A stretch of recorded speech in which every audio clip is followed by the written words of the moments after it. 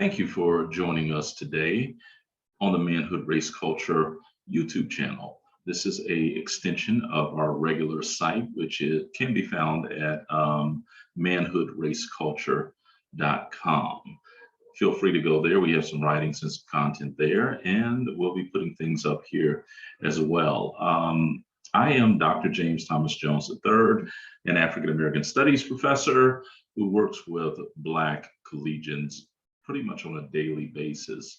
I study Black manhood, labor history, Black Panther Party for self-defense. I am what they would refer to as a modernist. If you find this channel to be to your liking, please remember to like, subscribe, share, or even hit the notification button so you'll know when additional content such as this is being uploaded. Tonight, I thought that we would talk about an issue that for me is personal, close to home as an avid reader. And I've been an avid reader from literally the moment that I had a sense of consciousness. If my family, you believe my family. So tonight's topic that we're going to deal with is this very piercing question of why is it so important to have Black authors represented in school curriculums?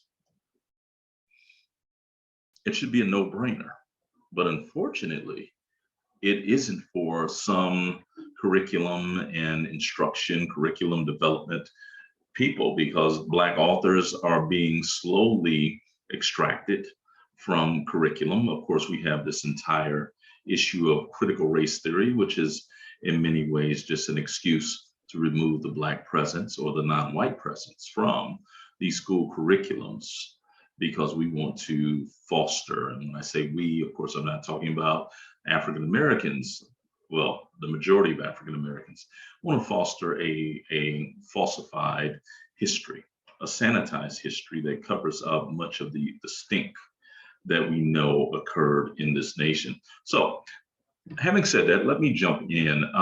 As I said, this is a particularly personal issue for me, one, because I'm an avid reader, but also because I deal with it at least 3 times every year at the beginning of a semester.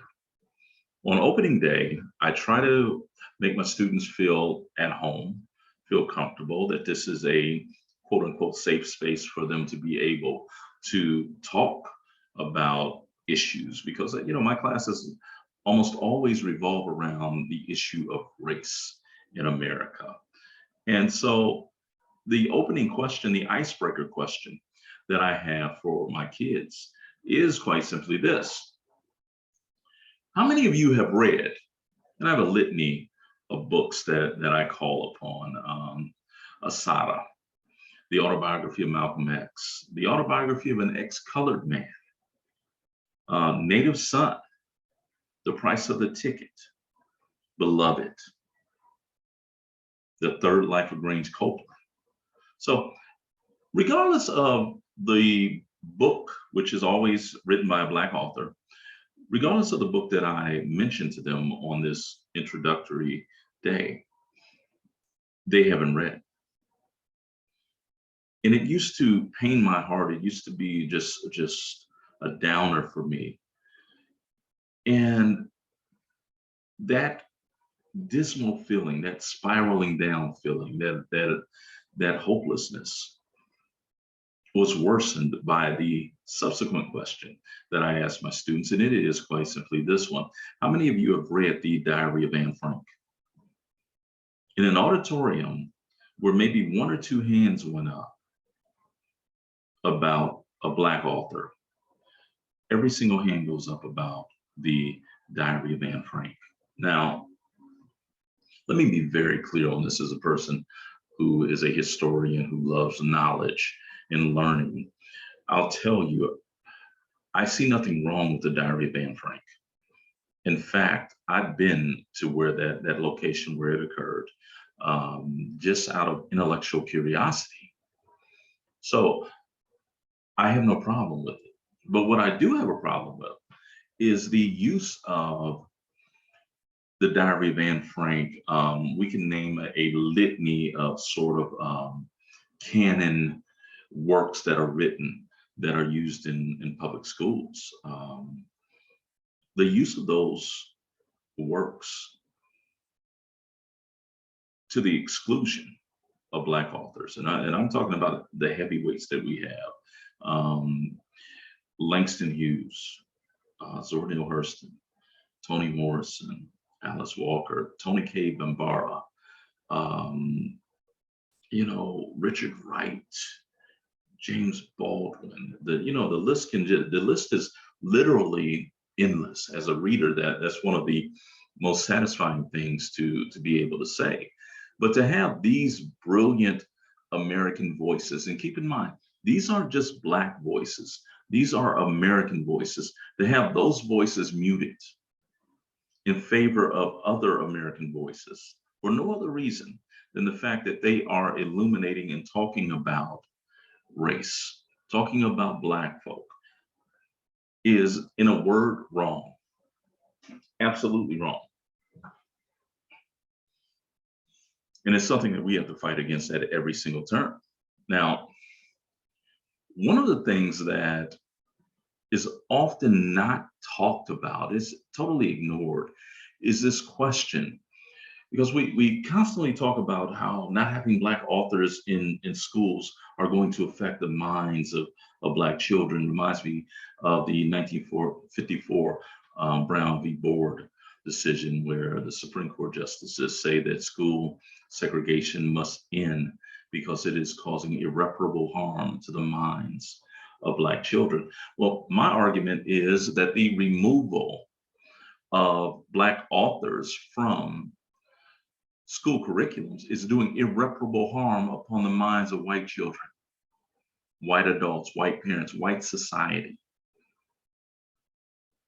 because you are limiting their knowledge base. You are curtailing their ability to understand the world as it goes around them, a world that is multicultural, multiracial, full of differing, competing voices.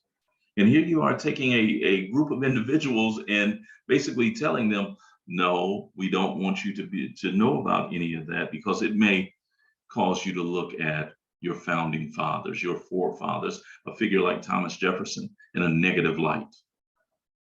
Come on, we need to be honest that the man who wrote that all men are created equal at the exact same time probably went home that night and raped Sally Hemings and produced a child, nonetheless.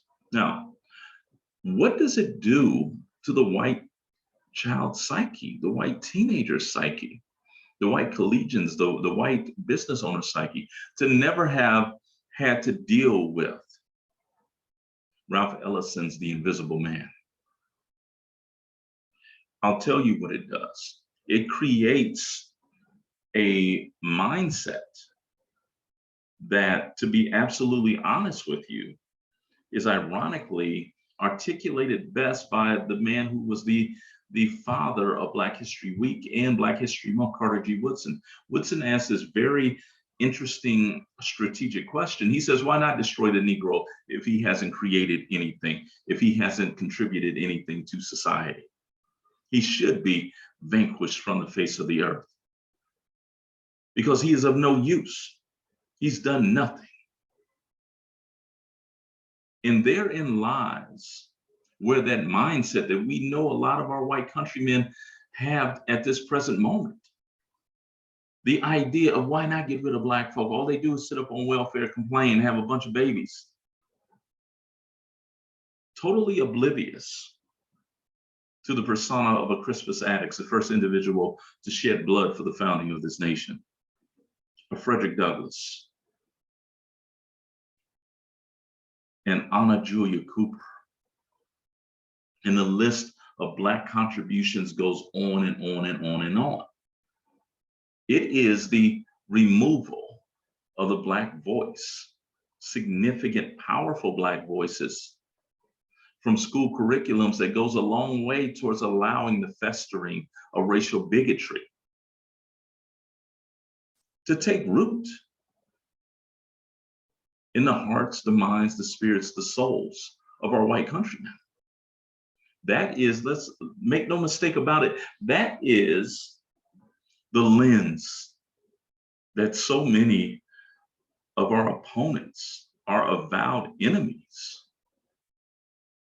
are viewing our community through. A community that has never produced anything because they don't know the name W.E.B. Du Bois. They don't know Booker T. Washington, Marcus Mosiah Garvey, the Most Honorable Elijah Muhammad. They have no comprehension of who Ralph Bunche is. Adam Clayton Powell Jr., gentleman who fashioned himself as the baddest Negro in America. They have no understanding of that. And because they have no understanding of that, the most daunting thing is it doesn't exist then. So their disdain of Black America is being constructed with a very limited knowledge base. But let's be fair in this. White America, meaning white men, women, children, are not the only ones who are going to be seriously harmed by the absence of Black voices within the schools. Black children will be as well. Make no mistake about it. Black children are as well. The question that I have to deal with when I talk about this is quite simply, what are the consequences of Black authors not being taught in the K through 12 curriculum? Now, of course, you could say kind of selfishly, I'm angered by that because when students arrive at my doorstep as collegians, I would really like for them to have read something about themselves. But beyond that, way beyond that, is the fact that by and large, the vast majority of Black America, Black children, Black teenagers, Black collegians have no understanding of what it means to be Black in America. And that's partially attributable to our community and partially attributable to the school system that we unwisely allow to serve as the primary educators of our children. This mischaracterization of what it means to be Black. We see it every day. The portrayals of what it means to be Black have nothing to do with Madam C.J. Walker, have nothing to do with the dignity of a Harry Belafonte, the discipline and staunchness of a El Hajj Malik El Shabazz, Malcolm X. Instead of that, what we have are caricatures of what a Black person should be and ought to do. And for far too many within our community, these caricatures are demeaning misrepresentations of the way Black folk have ever lived. I'll tell you, as an avid lover of hip hop, not just rap music, hip hop culture, by and large, it pains me to hear an MC on the mic, the same space that Rakim stood at, KRS-One, okay, one of the coolest names in the history of hip hop, Grand Verbalizer, Funkin' Lesson Brother J from X-Clan. That same, there before that same mic. And what comes out of their mouth is a indecipherable, darn near incomprehensible, sounding like they had a stroke and just emerged from some slave shanty slurred speech. That's not who we are. We've never spoke like that. Never. It's one of the reasons why I don't recognize it. And I definitely don't consider it to be great emceeing. But to deal with just one population of how it affects them, let's look at Black men. Devoid of the autobiography of an ex-colored man, Nathan McCall's Holler If You Hear Me. Devoid of all the brilliance that came from the pen of James Baldwin.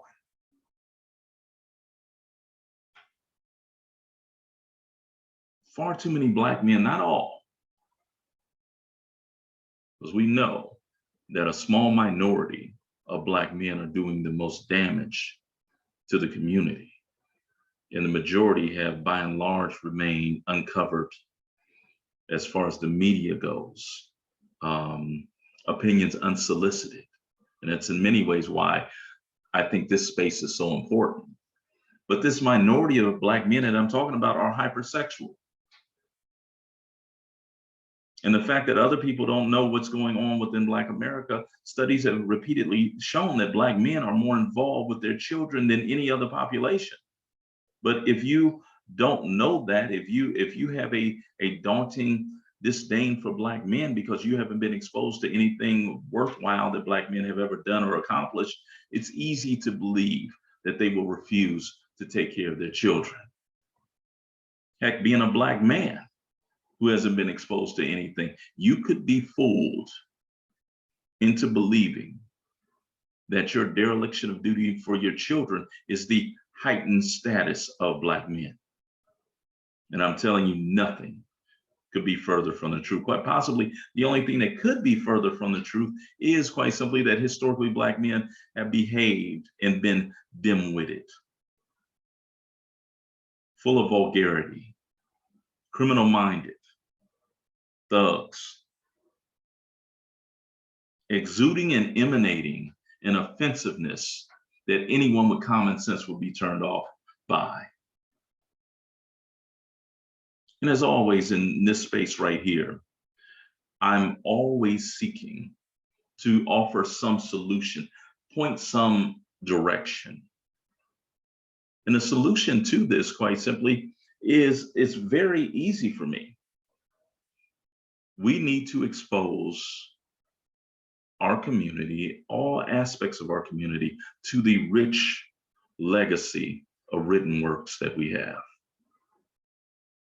There should not be anyone walking in our midst who is not conversant with the true history of the Black Panther Party for Self-Defense, who doesn't know who Assata Shakur is, who can't tell you anything substantive about the founding of HBCUs, about who Nat Turner is, who Mutulu Shakur is, who Tupac Amaru Shakur is. And you should definitely not be confused and not understand that Afeni Shakur and Assata Shakur are not the same person. But that all comes with exposure to knowledge. That's where we have to turn our focus to, and we have to change the narrative. And when I talk about change the narrative, I'm talking about totally change the narrative that the world, and not just the world, but Black America in particular, views Black women, Black men, Black children. We have to seize this narrative and redo it for ourselves before anyone else. In this new narrative that we're going to deal with, Black folk will be portrayed as they really are, as respectful, honorable, truthful, intelligent, and most importantly for our children. Every one of our children should understand that they are on their way somewhere important. That's where our racial uplift will begin. And that's how it will be achieved. And I'll end by calling on one of the most everlasting quotes from Marcus Mosiah Garvey. And it is, "Up, ye mighty race, achieve what you will." We must fight to keep Black books in schools. And we must not only fight school boards that are not representative of that, and teachers as well, but we also have to go the extra yard instead of fighting against them and be proactive and go and get these books. Your home library should have Morrison. should have X in it. Definitely should have some Du Bois and some Baldwin in it. There's no doubt about that. We just have to go ahead and do it. Illuminate ourselves when those who oppose us have no interest or desire to do it, because the onus is ultimately upon us. Thank you for visiting Manhood, Race, and Culture Interactive. Once again, like, share, push the notification button, subscribe. And, these are the types of discussions that we're going to have. They're going to be aimed at dealing with African Americans. They're going to be aimed at dealing with Black men. Because no one, and I truly mean no one, other than us, is coming to save us. Thank you, and have a great night.